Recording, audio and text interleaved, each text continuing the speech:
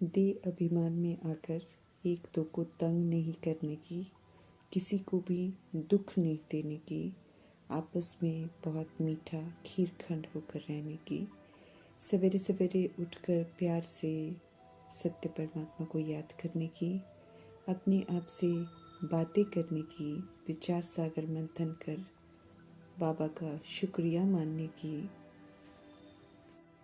कल्याणकारी परमपिता परमात्मा की हम आत्माओं के लिए आज की मुरली से शिक्षाएं।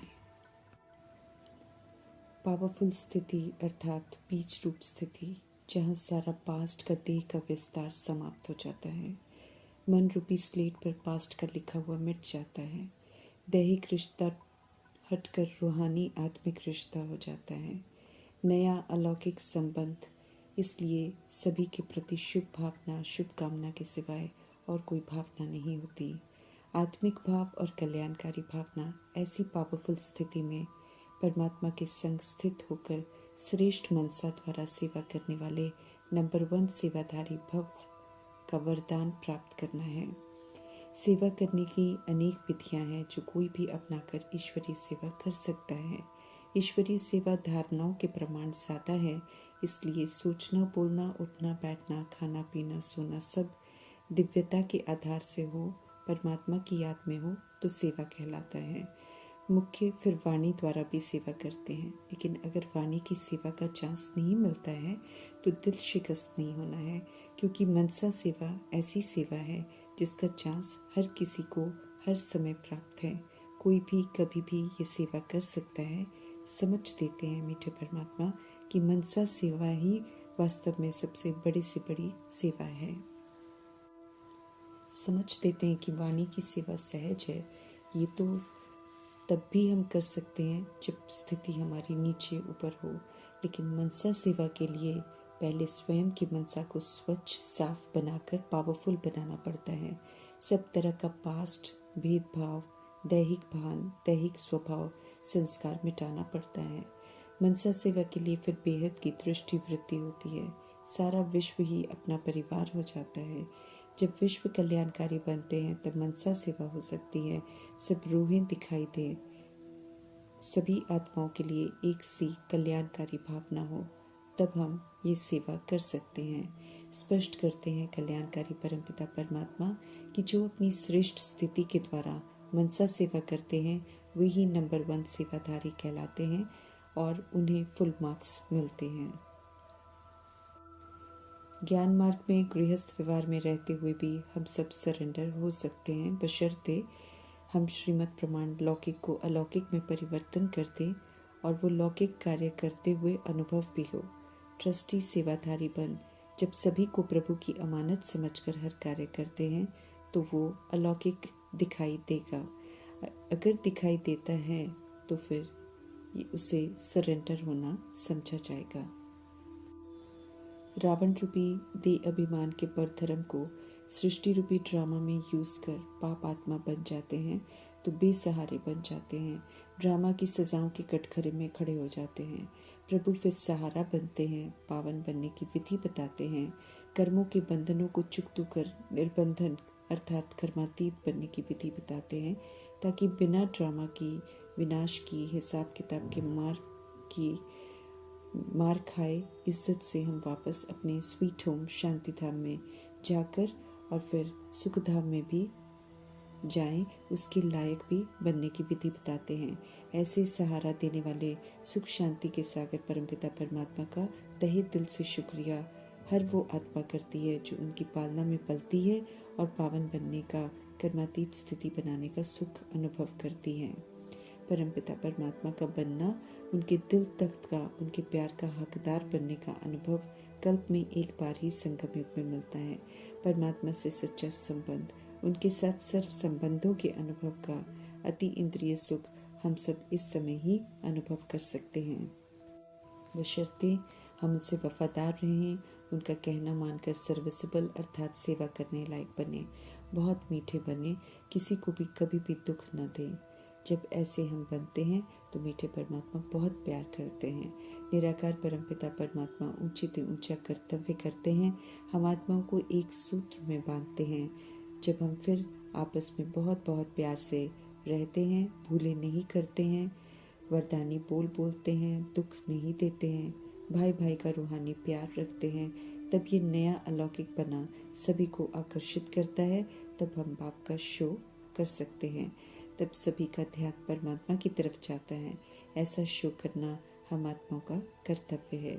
जब भटकने से प्रभु छुड़ाते हैं तो दिल से उनके लिए शुक्रिया ज़रूर निकलता है।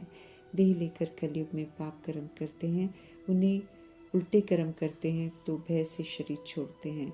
अभी मीठे परमात्मा हम आत्माओं को पुण्य आत्मा बन सृष्टि रूपी ड्रामा के सारे ऋण चुकाने की अपनी जिम्मेवारी पूरी कर खुशी से शरीर छोड़ने का सलीका सिखा रहे हैं, सशक्त बना रहे हैं, क्योंकि अभी के धारण किए हुए संस्कार अनुसार 2500 वर्ष सतयुग त्रेता युग में स्व इच्छा से अपने समय पर शरीर छोड़ेंगे और लेंगे, कभी भी डरेंगे नहीं। सत्य परमात्मा समझ देते हैं कि हम अविनाशी आत्माएं हैं। ये पहले यथार्थ निश्चय करो, परम धाम के हम रहने वाले हैं, ये पक्का करो। समझ देते हैं कि हम आत्माओं का सच्चा सहारेदाता परमात्मा ही है। उनकी याद में रहना है तो बहुत खुशी रहेगी।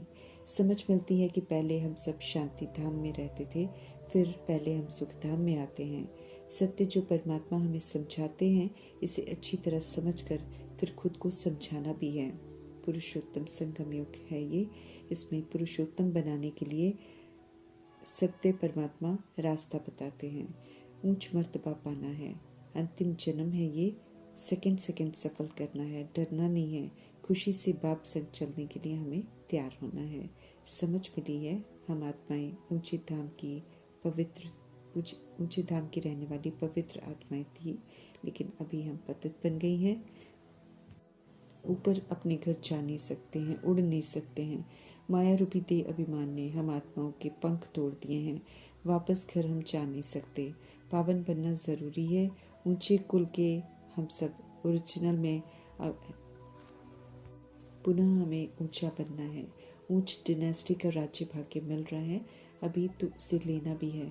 फिर कंचन काया नया शरीर मिलेगा। ऐसे अपने से बातें करनी है, खुद को समझाना है, ड्रामा के राज को अच्छी रीति समझना है। हम आत्माएं ही सतो प्रधान सतो रजो तमो बनती हैं और अभी फिर से आत्म अभिमानी बनना है। हम आत्माओं को ही पवित्र बनना है। ऐसा बनने के लिए पवित्रता के सागर परमपिता परमात्मा का फरमान है कि सिर्फ मुझ एक को ही याद करो और कोई को भी याद नहीं करो, तभी हम कर्मातीत अवस्था को पा सकेंगे। विनाश होने वाली चीज़ों में हम आत्माओं की बुद्धि न जाए, ये समझते रहे मीठे परमात्मा। पवित्र नहीं बनेंगे, कर्मातीत अवस्था को नहीं पाएंगे तो मर्तबा भी कम हो जाएगा और फिर सजाएं भी खानी पड़ेंगी। समय पर लौटने का है और सभी को लौटना ही है। सृष्टि की सफाई होनी है, परंतु पावन बनकर लौटना है, ये बहुत ज़रूरी है। अहो सौभाग्य है कि सहारेदाता परमपिता परमात्मा हम आत्माओं को पावन बनाने आए हैं।